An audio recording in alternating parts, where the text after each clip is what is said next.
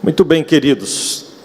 A gente está aqui numa série de propósitos que a gente vem tratando ao longo das semanas, né? Nos 5 domingos do mês de maio.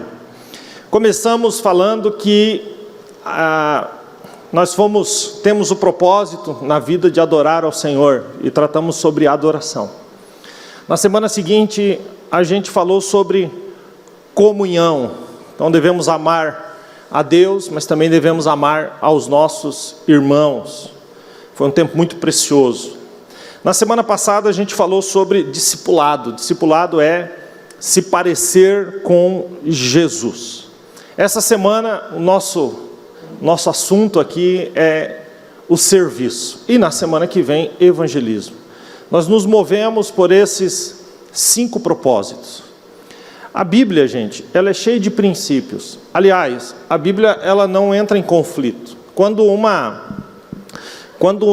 algo é dito pela primeira vez na palavra de Deus, a partir daquele momento, quando um assunto é tratado, ele sempre será mencionado da mesma forma, ou numa mesma linha.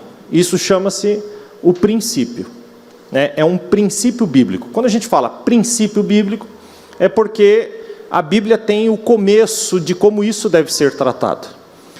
Quando o princípio é repetido para todo lado na Bíblia, aí ele se torna um propósito.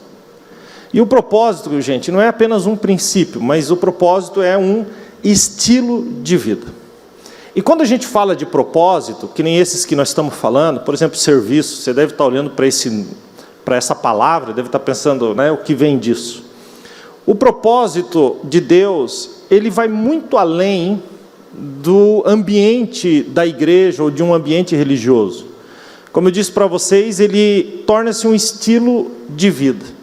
E como nós temos a tendência humana de nos movermos por religiosidade, a gente acha então que aquilo que é tratado na igreja deve ser vivido só no pátio da igreja para dentro, né? E não na nossa vida, né? Lembrando que, se isso for verdade, nós estamos num caminho muito errado, porque você vem à igreja, se você vem na quarta e no domingo, você tem aí 2h30, 3 horas na presença de Deus. O que você faz com o resto com o resto de todas as outras horas da tua semana? Então, se você vem à igreja somente, usa somente esse tempo da sua semana, e você vive os teus propósitos só dentro desse tempo, você está equivocado. Então, quando a gente vai falar de propósito, ainda que são palavras tão bacanas, né? A gente fala adoração, a gente fala discipulado, a gente fala comunhão, são palavras tão legais de ouvir serviço, mas são coisas que nos confrontam.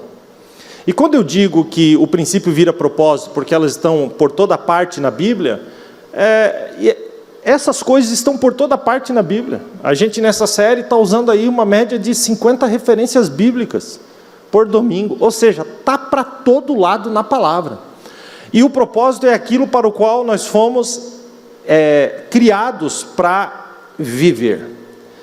E os propósitos nos confrontam. Por isso essa série é uma série linda, né, de ver aí a sequência dela, mas é muito difícil de ouvir, porque os propósitos nos confrontam, tira da nossa área de conforto. A frase que a gente sempre usa para falar de serviço é: quem não vive para servir, não serve para viver. A gente foi criado para servir. Então vamos começar hoje com Efésios 2:10, que vai dizer assim: porque somos criação de Deus, realizada em Cristo Jesus, para fazermos boas obras, as quais Deus preparou de antemão para que nós as praticássemos. Antes da gente continuar, a gente precisa entender o seguinte: quem é que realizou, quem é o nosso exemplo? Nosso exemplo não é quem está sentado do nosso lado, nosso exemplo não é alguém da igreja, a nossa régua é outra, a gente sempre olha para cima, Se a gente olhar para o lado, a gente vai se comparar. Se a gente se compara, ou a gente se diminui, ou a gente se orgulha. Sempre que nos comparamos uns com os outros, ou nos diminuímos, ou nos orgulhamos. Então, eu não tenho que olhar para o lado, eu tenho que olhar para cima. Então, nós vamos olhar para Jesus e vamos ver o exemplo dele. No próximo versículo agora, está lá em João, capítulo de número 17, versículo 4. Aqui é Jesus dizendo: eu te glorifiquei na terra, completando a obra que tu me destes a fazer. O nosso exemplo sempre será Jesus. Então a gente precisa entender que a gente foi criado para acrescentar nessa vida, e não somente consumir o que essa vida tem para nós. Por isso, hoje, o quarto propósito é serviço. Se você está nos visitando ou perdeu algum deles, esse material, todas as pregações estão no YouTube, depois você pode conferir lá. Você precisa entender, cada um de vocês, que vocês foram criados para servir a Deus. A palavra que eu li aqui, Efésios 2:10, diz que nós somos criação de Deus, realizada em Cristo Jesus, para fazermos as boas obras, as quais Deus preparou de antemão para que nós as praticássemos. Estas obras, elas são o serviço. Agora, o que eu acho maravilhoso nesse versículo é que a Bíblia diz assim: Deus preparou de antemão para que nós as realizássemos. Há um serviço preparado por Deus, pensando em você, para que você realize. É exatamente isso que esse versículo está dizendo. E a gente entende que, baseado no texto em que Jesus está falando, ali de João 17:4, a gente entende que a gente glorifica a Deus, porque Jesus diz assim: Pai, eu glorifiquei-te na terra, tendo consumado ou realizado a obra que tu me destes a fazer. Então a gente entende que a gente glorifica a Deus cumprindo o nosso propósito, que é servir. Jesus, ele glorificou a Deus cumprindo a obra que Deus preparou de antemão para que ele cumprisse. E nós seguimos o exemplo de Jesus. Todos nós devemos servir. É importante dizer que nós fomos salvos para servir. Mas antes de continuar, gente, eu preciso estabelecer uma verdade aqui. Você não é salvo pelas obras e pelo serviço. Você é salvo única e exclusivamente pela graça, pelo sacrifício de Jesus naquela cruz. Mas as obras são a consequência daquele que é salvo. Por isso que Romanos e Tiago, essas duas cartas se completam. Porque enquanto Paulo em Romanos está dizendo que ninguém alcança a salvação por obras, mas por fé em Cristo Jesus, Tiago está do outro lado dizendo que uma vez que você professou essa fé, você serve. Porque senão uma coisa tem que andar junto com a outra. Então, olha o que diz Efésios 2:8, diz assim: pois vocês são salvos pela graça, por meio da fé, e isso não vem de vós, é dom de Deus, não é por obras, para que ninguém se glorie.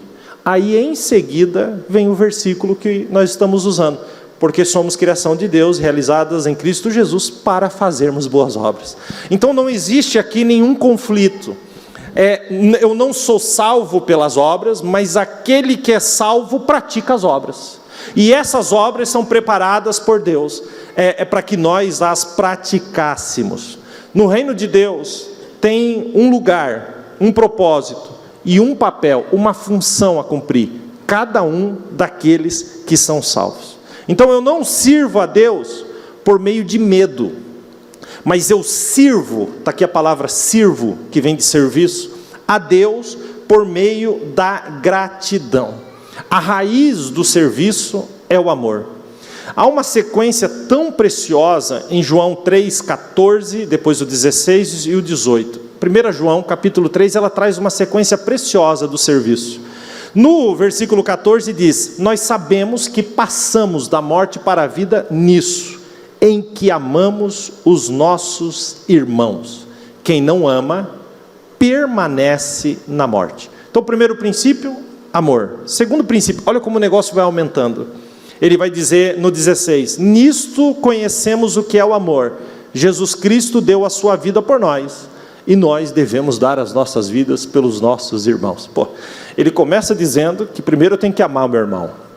Depois ele aperta e diz assim: você tem que morrer pelos seus irmãos. Aí ele vai concluir dizendo no 18: filhinhos, não amemos somente de palavras, escute agora, mas em ação e em verdade. A fé em ação chama-se serviço. É colocar a fé em ação, quando nós servimos ao Senhor. Há um propósito de Deus em nos salvar e nos manter na terra. Gente, se Jesus morresse apenas para nos salvar e não para servir, quando o cidadão levantasse a mão em fé e dissesse: Senhor, eu te aceito como meu único e suficiente Salvador, fazia, pum, o cara subia para o céu. Por que a gente é salvo e permanece aqui? Nós somos salvos e permanecemos aqui porque precisamos servir. É do agrado de Deus isso. Quando Jesus entra na casa da sogra de Pedro, ela está lá enferma, impossibilitada de servir. Jesus vai curar a sogra de Pedro. Alguém diz que é por causa disso que depois Pedro nega Jesus. Não é verdade, não. Mas ele vai curar a sogra de Pedro, que está lá enferma. E ele cura, e a Bíblia diz assim: e a febre a deixou. Mateus 8,15. Jesus cura e a febre a deixou. Amém? Aí tem uma vírgula e diz assim: e colocou-se de pé e começou a servi-lo. Por que ela foi curada? Ou qual é a primeira consequência da cura que ela recebeu? Servir. Essa ideia é a mesma ideia para serviço. Aquele que aceitou a Cristo, ele entende que imediatamente a consequência natural é servir. Somos curados para servir, somos salvos para servir. E eu vou mais longe, porque o negócio vai apertar bastante. Você é chamado para servir. Então, se você pensa que servir a Deus é coisa de pastor, não sei, de obreiro, de gente de igreja, você está completamente equivocado. Se você foi salvo para servir. Observe 2 Timóteo 1,8 diz assim: segundo o poder de Deus que nos salvou e nos chamou para uma santa vocação. Independente da sua profissão, o cristão é chamado para servir em tempo integral. Eu preciso estabelecer, gente, porque num mundo de religiosidade, eu posso estar falando aqui e você pode estar vinculando dentro da sua mente o servir única e exclusivamente na igreja, ou dentro de um ambiente de igreja. Mas você tem que entender que propósito é estilo de vida. E logo eu vou dar um exemplo do que é servir com a profissão. Todos nós fomos chamados para servir de forma integral. Quando você faz parte de uma igreja, obviamente, pela comunhão, que eu já falei aqui, você cumpre o seu propósito servindo a família da fé. Eu citei naquela ocasião, 1 Coríntios 15, 27, vocês são o corpo de Cristo, e cada um de vocês individualmente é membro desse corpo. Então assim, dentro da igreja, não existe trabalho pequeno, tudo importa.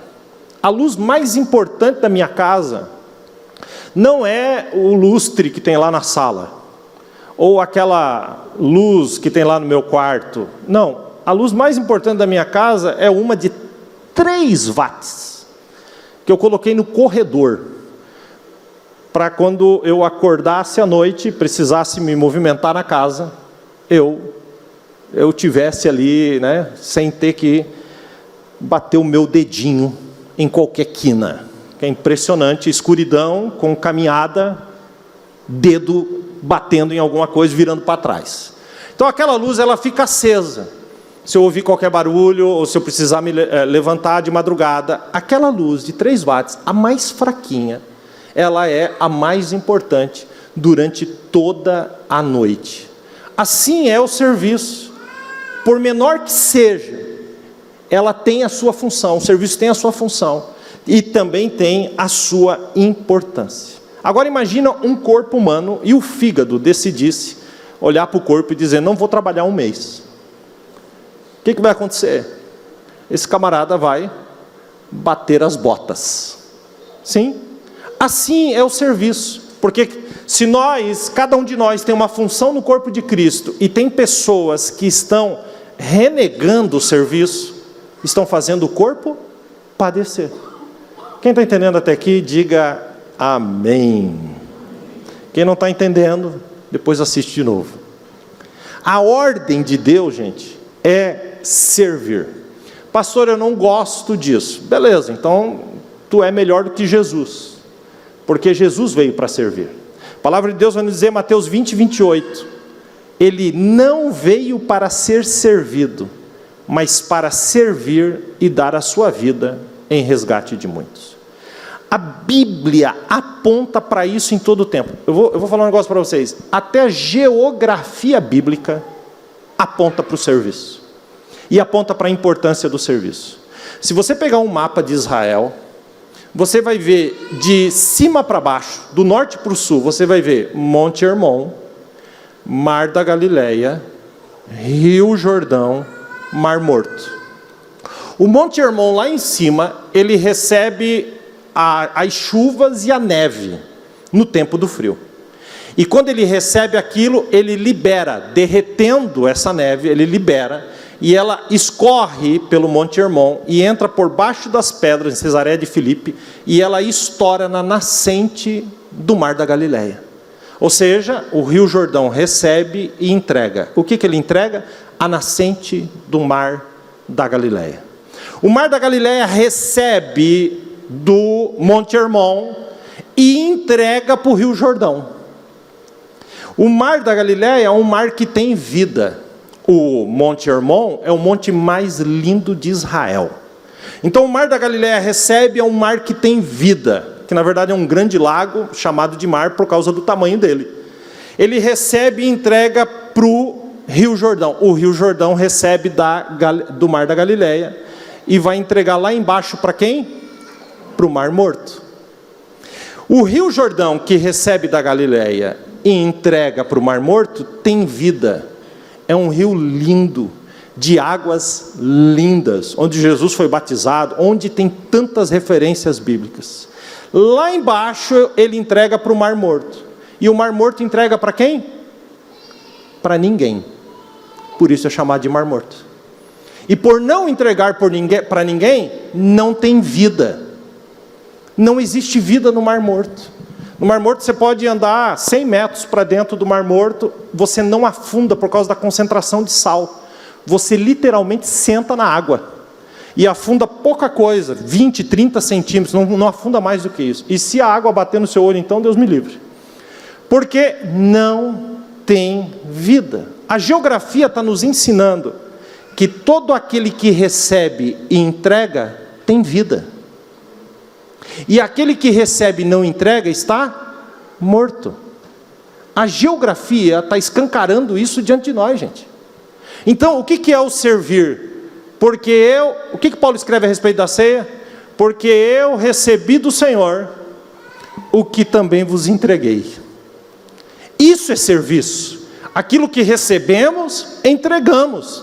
Então, se você é um cristão que recebeu a salvação, mas não serve, desculpa, você pode ser outra coisa, mas parecido com Jesus, você não é.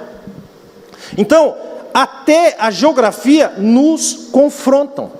Então, hoje nós vivemos uma geração de pessoas que buscam igrejas que supram as suas necessidades, quando na verdade deveriam buscar um lugar para aprender a servir, né? Para serem úteis. A sua vida só terá importância se você tiver servido.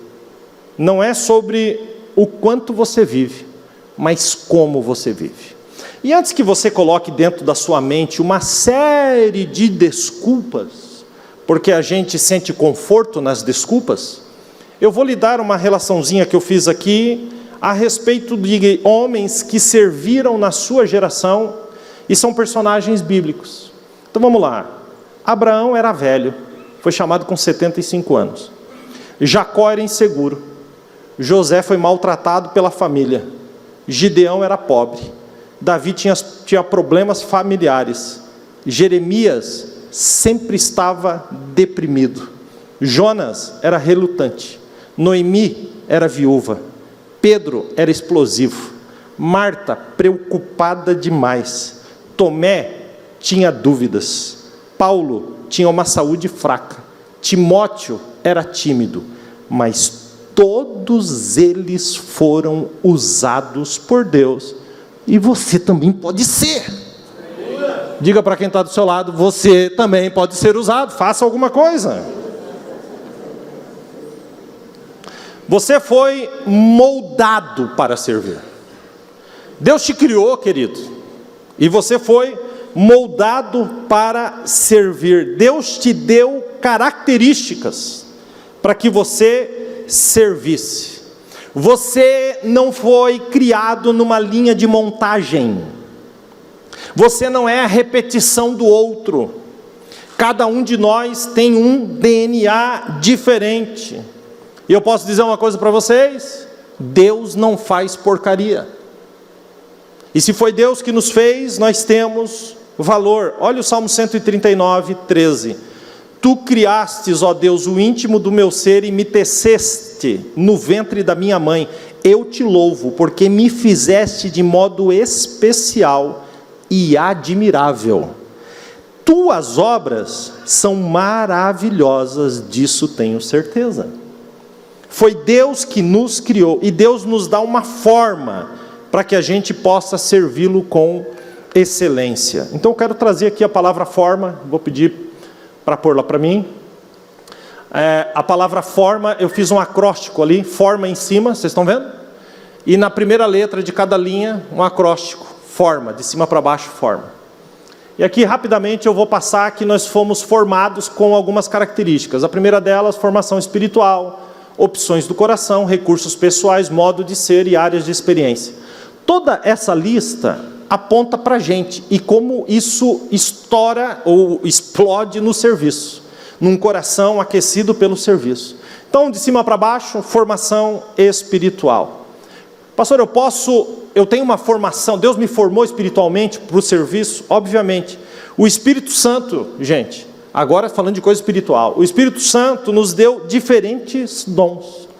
E dons não se adquire em sala de curso teológico, em seminário. Dom é algo que você não compra.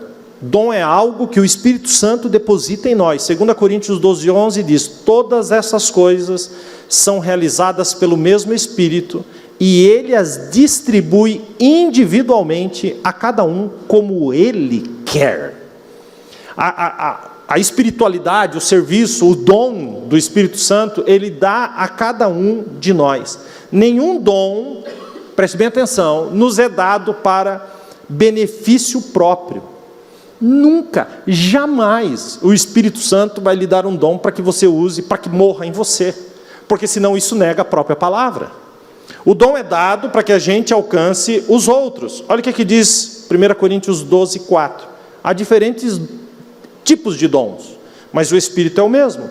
Há diferente tipo de serviço, mas o Senhor é o mesmo. Há diferentes formas de atuação, mas é o mesmo Deus que efetua em todos. A cada um, porém, é dada a manifestação do Espírito, visando o bem comum. Então, nenhum de nós vai concentrar todos os dons do Espírito, porque o Espírito Santo trabalha dessa forma. Ele coloca coisas em mim que de repente não será colocado em você, mas Ele colocará coisas em você que não será colocado em mim, e ponto final, para que a gente se complete. Agora, se eu sirvo com o meu dom, e você não serve com o seu, o corpo padece. Vocês estão entendendo ou não? Há uma responsabilidade sobre isso. Então, primeira coisa, formação espiritual, os dons que o Espírito Santo depositou sobre você. Segunda coisa, opções do coração. A Bíblia diz, Provérbios 27, 19, assim como a água reflete o rosto, o coração reflete quem somos. Gente, essas opções do coração é que cada um de nós tem áreas da vida que geram mais interesse. Você gosta de coisas que eu não ligo. Às vezes eu vejo alguém apaixonado por uma coisa ou por algo que faz, e eu digo, uau, que top! Mas aquilo para mim não faz diferença nenhuma. Mas tem coisas que eu gosto, que aquela pessoa não gosta. Isso são indícios de que Deus vai me usar nas coisas que eu gosto, nas coisas pelas quais eu me movo, que eu sinto uma paixão. Existem coisas que despertam o seu interesse desde sempre. E existem coisas que queimam no seu coração. Então, essas coisas, gente, você não pode ignorar. Você só é feliz quando você é eficiente. Então, não gaste a sua vida fazendo algo que você não gosta de fazer. E se você está fazendo o que gosta de fazer, faça isso para a glória de Deus.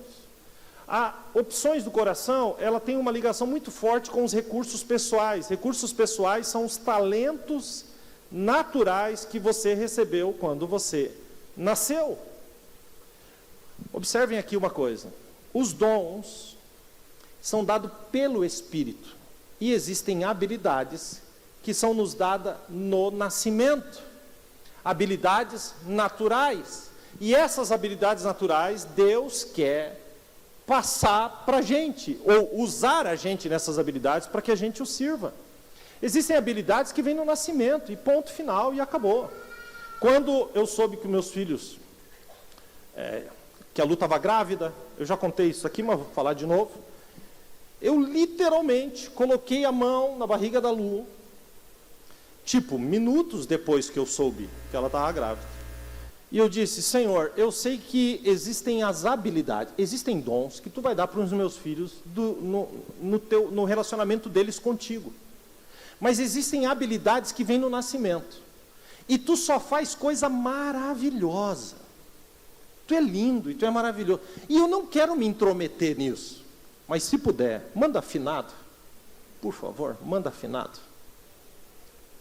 Porque a Lu é afinada e eu sou, glória a Deus. Um problema. Eu disse, se tu puder, Senhor, manda afinadinho, por favor, amém. E Deus deu ordem aos seus anjos, mandou dar uma mexida na garganta lá para afinar, porque eu vou conceder o desejo do meu filho amado, que está pedindo com tanto amor. São habilidades naturais. Eu tenho o meu vô, pai da minha mãe, falecido já há muitos anos, mas ele era semi-analfabeto, ele tocava violão, gaita, piano, de um jeito que você fala, como pode? Nunca foi numa aula de instrumento, nunca nada, e tocava aquilo era uma habilidade natural. As habilidades que eu chamo aqui de recursos pessoais, são habilidades que Deus quer usar. Cada um de nós tem habilidades que vieram do nascimento. 1 Coríntios 10, 31, quer vocês comam, quer vocês bebam, façam tudo para a glória de Deus. Então use as habilidades que Deus te deu. E Deus é tão maravilhoso que Ele não desperdiça. Ele nos dá dons para combinar com as nossas habilidades naturais. Vocês estão entendendo isso? Amém? Use suas habilidades para o povo de Deus, para a família da fé, na igreja, para a igreja e para o mundo. Finalmente, ali, chegando no finalzinho desse ponto, modo de ser. Você é único. E Deus nos usa nas nossas diferenças. E a grande realidade é que seria muito chato se fôssemos iguais. Por que os casamentos entram em crise? Porque o marido quer que a mulher se torne ele. Tarciano quer que Luciana se torne Tarciano. Luciana quer que Tarciano se torne Luciana. Quando a gente entende que a gente tem a nossa individualidade, que somos diferentes e que as nossas diferenças nos completam, a gente voa. Quais são as brigas? Eu falo, mas não entra na cabeça, ou isso, ou isso. Eu estou falando de linhas gerais aqui, mas eu percebo isso. A gente tem um modo de ser. Um extrovertido vai falar de Jesus de um modo completamente diferente de um introvertido. Mas você tem que entender que quem ouve falar de Jesus também tem aquele que ouve de modo, um cara extrovertido ou introvertido. Nós nos completamos. Então, querido, não se esqueça, se você for você mesmo, as coisas vão fluir, amém?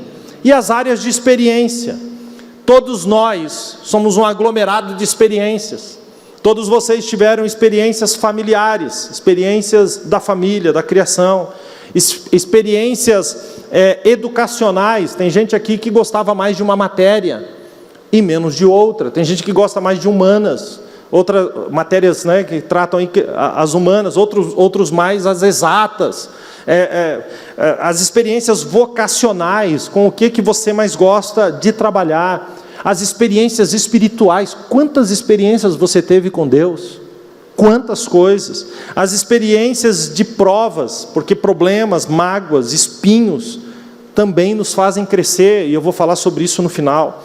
Então as nossas experiências, até as negativas, podem ser usadas por Deus. Olha o que diz esse texto aqui, você deveria colocar num quadro.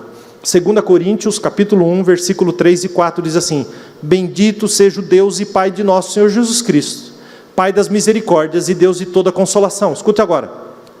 Que nos consola em todas as nossas tribulações, para que, com a consolação que recebemos de Deus, possamos consolar os que estão passando por tribulações.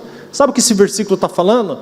Que as experiências negativas que eu tive, ali na frente, eu posso olhar, se eu tive uma experiência negativa com a minha família, mas superei aquilo através do Senhor, ali na frente, foi uma experiência negativa? Foi, eu superei ali na frente, você vai encontrar alguém que também está passando pela mesma dificuldade e você vai poder ajudá-lo, porque você sabe o que é passar por aquilo. As nossas experiências negativas nos empurram.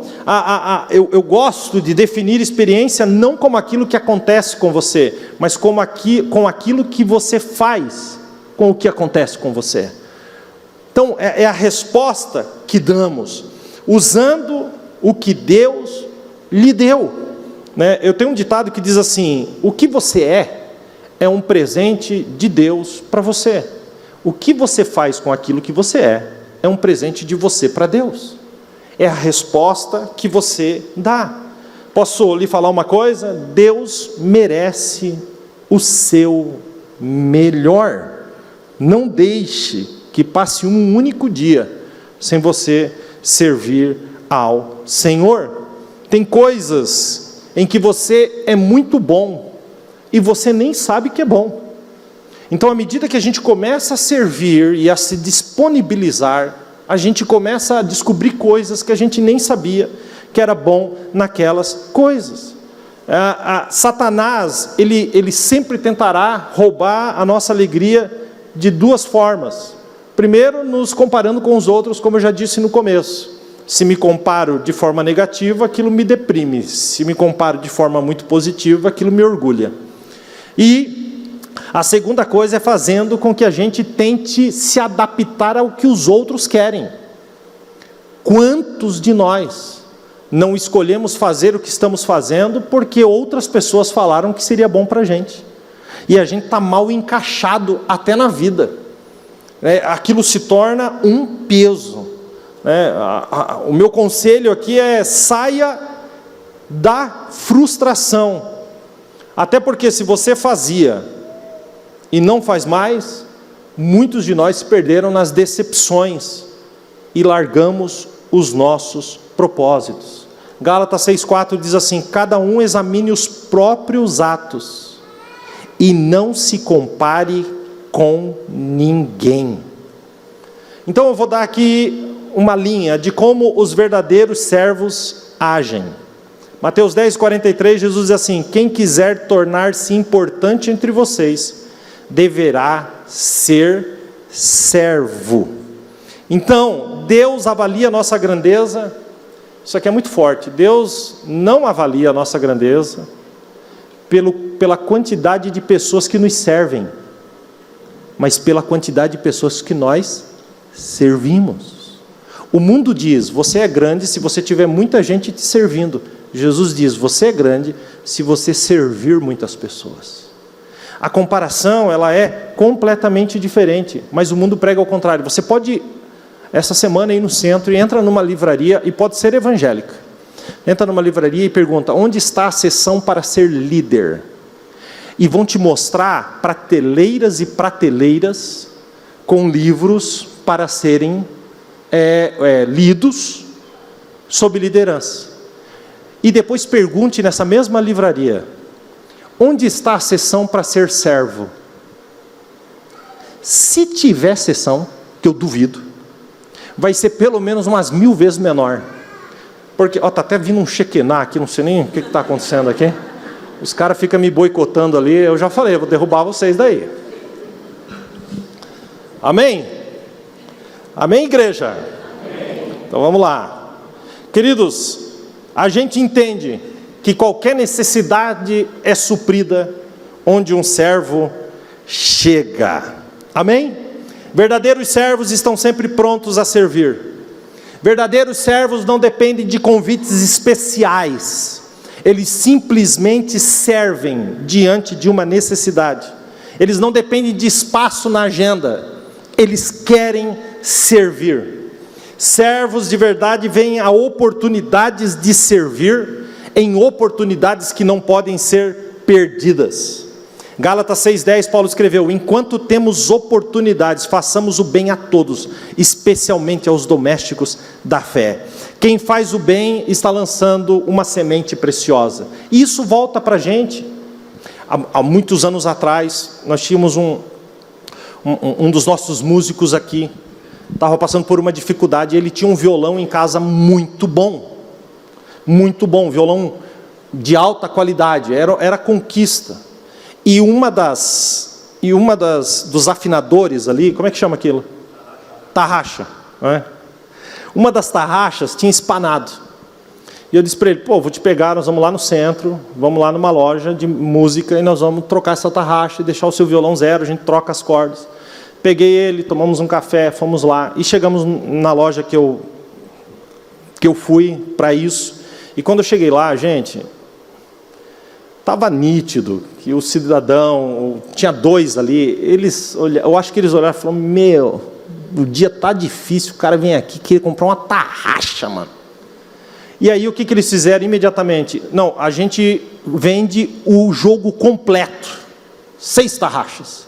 Eu disse: mas só está com problema, quanto custa 6 tarraxas? Não, um preço exorbitante por causa daquele violão. E eu disse: se eu comprar o jogo completo de tarraxa, onde eu troco isso? Você me indica alguém? Não conhecemos ninguém, e a gente também não indica, porque às vezes o cara pode fazer um trabalho errado, e aí você vai vir em cima de nós e tal.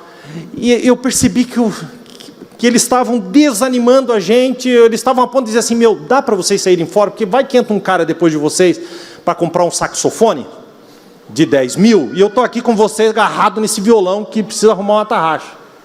E aí o rapaz que estava comigo falou: pastor, tem um outro lugar aí, que eu já passei lá, vamos lá?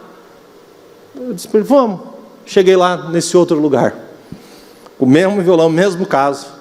E eu disse: a gente precisava tocar só, já vim desanimado do outro, e disse: a gente precisava tocar só essa tarraxa. O cara disse: os fabricantes mandam às vezes amostras, e eu vou procurar. Aí eu já tomei um choque. Aí eu falei: se você achar, você vende só ela? Não, fica tranquilo. O cara levou meia hora para achar uma tarraxa. Aí eu disse para ele, quando ele achou, eu achei aquilo fantástico, eu disse: você nos aponta um lugar para trocar? Ele falou: eu vou trocar. Abriu a caixa de ferramenta, o cara trocou a tarraxa. Quando o cara trocou a tarraxa, eu já estava assim, eu estava constrangido. Eu disse para ele: quanto vai ficar esse serviço? Ele olhou para mim e falou assim: nada, meu irmão, eu estou aqui para servir. Eu falei: amém. Limpou o violão, entregou, Deus abençoe. Nunca tinha visto o rapaz nunca tinha me visto. Uns 6, 7 meses depois, a gente foi fazer todo o sistema de som dessa igreja, que não fica nada, pelo menos 1000 vezes o preço da tarraxa. E eu fui lá na loja, o cara veio me atender e disse assim: eu quero falar com aquele rapaz lá. E eu disse para ele: você se lembra quem eu sou? Ele disse: de mim? Ele falou: não lembro. Ele falou: eu sou o cara da tarraxa, assim. Eu falei: que bom, poxa, que bom que você voltou. Eu falei: então, se você tiver um preço bom, eu vou comprar todo o som, instalação, tudo da igreja com você. E nós fechamos negócio. E ele vendeu tudo para nós aqui, aquele mesmo vendedor. Um domingo passou anos, e a gente criou um laço de amizade. Há uns 2 meses atrás, era o Ágabo que estava tocando? Ou era o Cariston? O Cariston estava tocando aqui a guitarra, e o Cariston, aquele espírito tangedor, foi tocado e pem, voou uma corda de guitarra para dentro. Você viu que os nossos guitarristas aqui, eles são bem empolgados. O Maico parece que nem aqui está, né?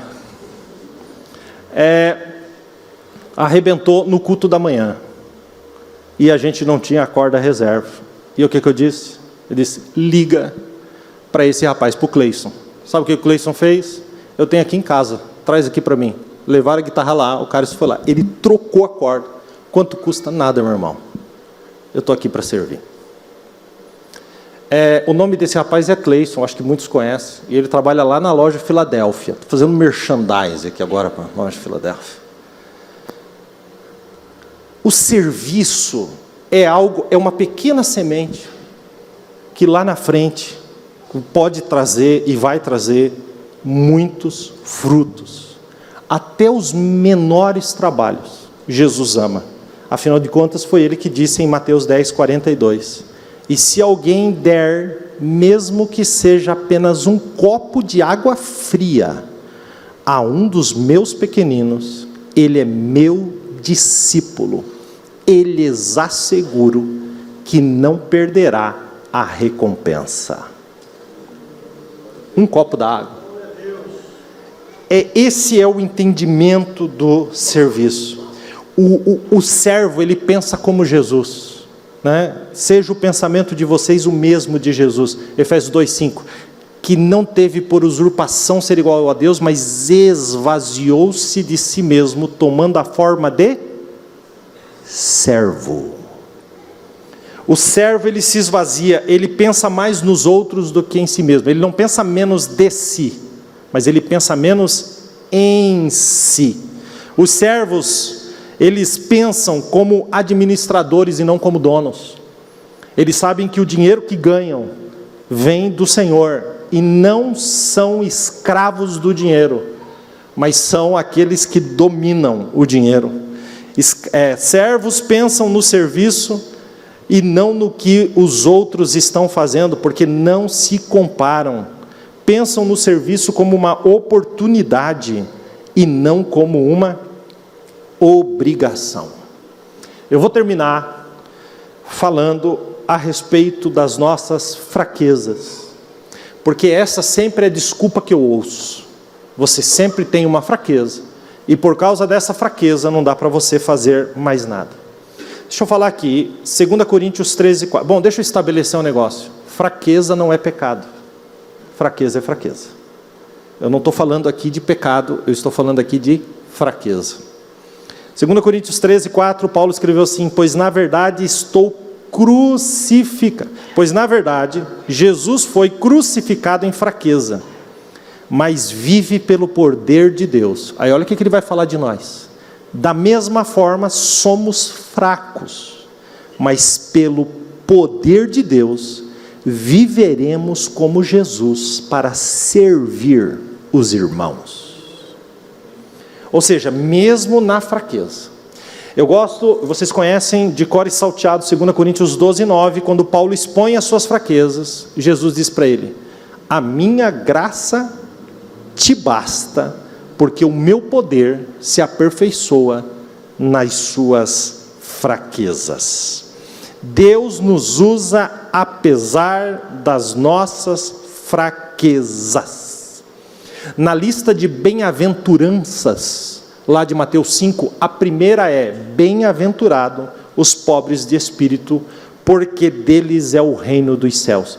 A palavra pobre de espírito é aquele que reconhece as suas fraquezas, porque deles é o reino dos céus.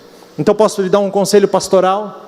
Admita sua fraqueza, confesse suas imperfeições, pare de fingir que você é perfeito, né? E seja honesto com você mesmo.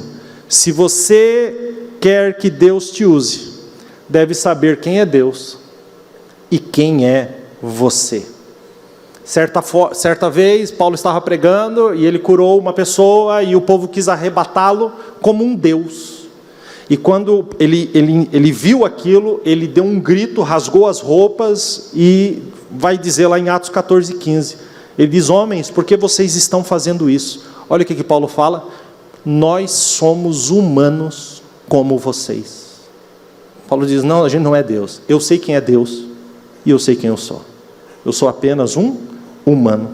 As nossas fraquezas, elas previnem a nossa arrogância e nos mantêm humildes. Gideão foi indo, vocês conhecem a história, de 32 mil caiu para 300 pessoas contra um exército de 135 mil homens. Você quer que eu faça uma conta para você? Um homem de Gideão contra 450. Não era 1 vezes 5, 1 contra 5, 1 contra 10. Era 1 contra 450. Para que Gideão entendesse que a força não estava no braço dele, mas no poder de Deus. Quando a gente olha para isso, a gente vai entender que as nossas fraquezas nos incentivam à comunhão, porque ninguém aqui é autossuficiente, você precisa do outro. As nossas fraquezas aumentam a nossa compaixão. Compaixão é se colocar no lugar do outro. Paulo compartilhava as suas fraquezas. E eu vou falar bem a verdade. Olha quem é Paulo. Olha o que Paulo fez. E compartilhava as suas fraquezas. Ele falou das suas falhas, Romanos 7,19. Pois o que faço não é o bem que desejo, mas o mal que não quero fazer, esse eu faço. Esse foi Paulo que escreveu falando das falhas. Paulo falava dos sentimentos, 2 Coríntios 6,11, falamos abertamente a vocês e abrimos o nosso coração. Paulo falava das suas frustrações, 2 Coríntios 1,9, ele diz assim: irmãos, não queremos que vocês fiquem sem saber as tribulações que sofremos, as quais foram muito além da nossa capacidade de suportar, a ponto de perder a esperança pela vida. Paulo falando das frustrações. Paulo falava do medo, ou dos medos, 2 Coríntios 2,4, pois eu lhes escrevi com grande aflição e angústia de coração, com muitas lágrimas. Mesmo esse cara cheio de falhas, de sentimentos, de frustrações e de medos, Deus usou poderosamente, e foi para esse cidadão que Jesus disse: a minha graça te basta, porque o meu poder se aperfeiçoa nas fraquezas. Assim, gente, o meu chamado aqui hoje, e como eu tenho feito em todos esses dias, a gente precisa servir, seja lá na sua família, na sua casa, seja no seu emprego, seja na rua. Esses dias atrás, a Lu estava fazendo um trabalho aí da faculdade, e ela chamou a minha atenção para uma palavra que vocês conhecem, mas eu fui ler ela um pouco mais a fundo, e ela chama-se ocitocina. E a ocitocina, gente, ela é produzida no corpo quando alguém faz um serviço sem retorno. É quando você não vai receber nada em troca, e você faz uma coisa boa, libera no seu organismo a ocitocina, e você se sente extremamente bem com aquilo, extremamente bem. A ocitocina para as mulheres, onde estão as mães aqui? A ocitocina, ela é liberada no corpo da mulher na hora do parto, do nascimento, porque ela está trazendo ao mundo o seu próprio filho. Então vocês mulheres sabem até melhor do que eu. Agora, o que me chocou nesse estudo é que a ocitocina é liberada no corpo de quem faz algo sem querer nada em troca. Eu diria que o Cleison lá liberou ocitocina quando ele arrumou o violão. E ele não queria nem saber se ele estava perdendo uma venda grande ou não. Aquele sentimento tomou conta dele. Só que esse estudo, que é um estudo americano, foi mais fundo e descobriu que quem recebe um serviço desse tipo também recebe uma descarga de ocitocina. E eles foram mais longe. Quem assiste isso também recebe uma carga de ocitocina. Fazer o bem cura. Fazer o bem é maravilhoso. Quem aqui já ajudou a empurrar um carro que estava na pista parado aqui? Levanta a mão aí, faz assim. Por que você se sentiu tão bem? Fala para mim, me explica. Por que você parou o seu carro, foi lá, suou igual um condenado, empurrou o carro, disse, cara, aqui fica melhor para você e tal. Esses dias atrás, não sei quem estava ali, eu acho que foi no culto da noite. Na hora que eu parei o carro aqui, eu vi um carro aqui que deu um problema bem nesse quebra-mola aqui, na frente da igreja. E eu falei, é agora. Fui lá, falei para ele, meu irmão, entra aí dentro que eu empurro sozinho. Antes do culto, que eu estava empurrando o carro aqui, levei o cara até depois do ponto de ônibus ali. Aí deu uns trancos, o carro não pegou, eu falei para ele, tudo que você precisar é só você bater na igreja ali, falar com o pessoal, nós estamos para servir, tá? E eu vim todo ocitocina.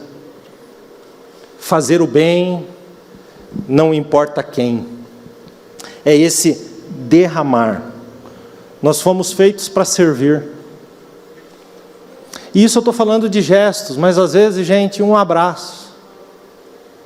Às vezes um estender de mão. Às vezes esperar um pouquinho mais depois de perguntar se está tudo bem. Porque tem gente que pergunta, está tudo bem? Quando o cara fala, pois é, não devia ter perguntado. Esperar um pouquinho mais. Tem alguma coisa que eu posso fazer? Posso lhe ajudar? Eu vou falar uma coisa, nós estamos aqui com o pessoal, vocês todos estão aqui nessa manhã. Se 10 de vocês entenderem essa palavra, a gente muda essa cidade, a gente muda esse bairro, a gente muda essa igreja. Você pode servir na casa do Senhor, sim, com certeza, mas você pode fazer do serviço um estilo de vida.